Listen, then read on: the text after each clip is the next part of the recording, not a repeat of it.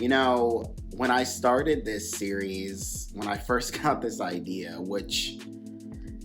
okay, I'll just tell you guys. Okay, when I first got this idea, I had written this book in 2011 called Bloom about these twin sisters who were obsessed with the video game series called Apeman Rex.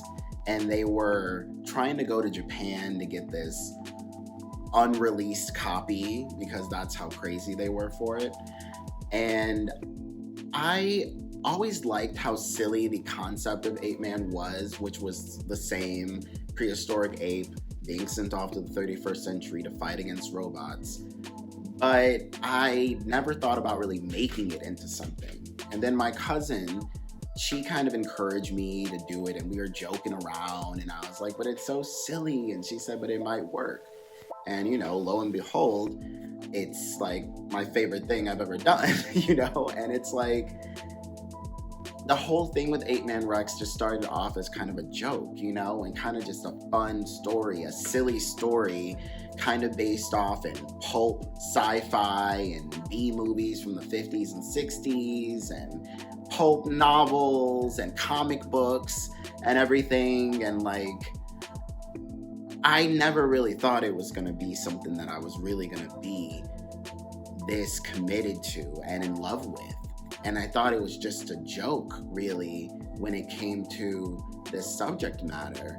But, over the past couple years, what started off as something really kind of cute, all this AI stuff and people being more concerned about the future, mechanics, robots, all of that has become just more, it's become something more, something real and tangible and almost terrifying.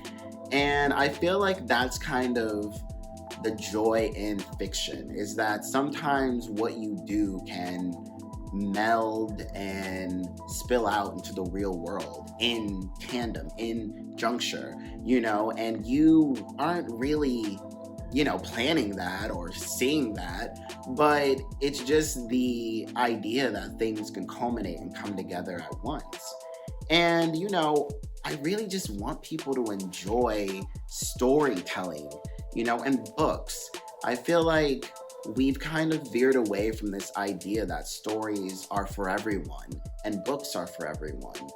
And I don't want us to go back to the pre-Renaissance where only, monks had access to literature and the average person couldn't read or have books in their possession.